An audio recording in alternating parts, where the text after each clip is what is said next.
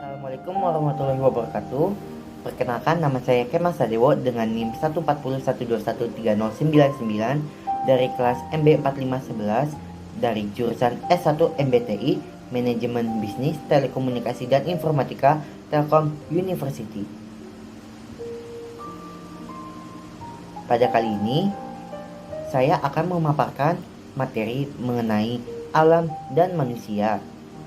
Alam menurut Islam merupakan segala sesuatu yang ada atau yang dianggap ada oleh manusia di dunia ini selain Allah Subhanahu wa taala beserta zat dan sifatnya. Sedangkan alam menurut Kamus Besar Bahasa Indonesia merupakan segala sesuatu yang ada di langit dan yang ada di bumi, seperti bumi, bintang, kekuatan. Contohnya ialah alam sekeliling. Manusia menurut Islam ialah makhluk paling sempurna yang diciptakan sebagai khalifah di muka bumi yang memiliki kemampuan disebut fitrah ketika mereka dilahirkan. Sedangkan menurut Kamus Besar Bahasa Indonesia atau KBBI, manusia merupakan makhluk yang berakal budi, mampu menguasai makhluk lain. Tuhan menciptakan manusia sebagai makhluk terbaik di antara makhluk lainnya. Tujuan Allah Subhanahu wa taala menciptakan manusia yaitu untuk beribadah kepadanya. Hal ini telah dicantumkan pada Quran Surah Az-Zariyat ayat 56 yang artinya, "Aku tidak menciptakan jin dan manusia, melainkan agar mereka beribadah kepadaku." Proses pembentukan manusia sendiri terdapat 3 fase. Yang pertama ialah proses kejadian manusia pertama, yaitu dengan diciptakannya Nabi Adam alaihi salam. Yang kedua, proses kejadian manusia kedua, yaitu diciptakannya Siti Hawa sebagai pasangan dari Nabi Adam alaihi salam. Yang ketiga ialah proses kejadian manusia ketiga, yaitu keturunan Nabi Adam dan Siti Hawa. Istilah manusia menurut Islam terdapat 4 macam.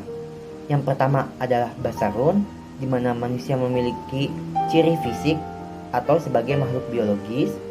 Yang kedua ialah an-nas, di mana manusia ialah makhluk sosial yang selalu membutuhkan bantuan orang lain.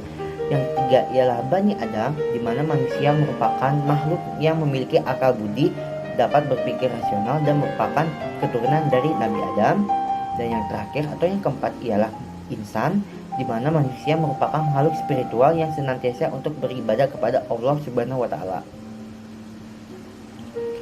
Manusia dari alam ke alam terdapat 5 fase. Yang pertama adalah alam ruh. Yang kedua adalah alam kandungan atau alam rahim. Yang ketiga adalah alam dunia. Yang keempat adalah alam barzakh atau alam kubur. Dan yang kelima adalah alam akhirat. Tugas, peran, dan fungsi manusia yang utamanya ada 5 macam. Yang pertama adalah beribadah kepada Allah Subhanahu wa taala. Yang kedua, menjadi khalifatul fil ardi atau menjadi wakil Allah Subhanahu wa taala di muka bumi. Yang ketiga adalah pengemban amanah Allah Subhanahu wa taala. Yang keempat adalah menjaga serta memaksimalkan sumber daya yang tersedia di alam demi kepentingan makhluk hidup. Dan yang terakhir adalah taat kepada Allah Subhanahu wa taala dan Rasul-Nya serta menjalankan Al-Qur'an dan As-Sunnah sebagai pedoman hidup manusia. Sifat manusia yang utama ada 4. Yang pertama adalah halu'a, di mana manusia memiliki sifat keluh kesah atau responsif terhadap segala sesuatunya. Yang kedua adalah daifah, manusia merupakan makhluk yang lemah baik secara fisik maupun secara melawan hawa nafsu yang buruk.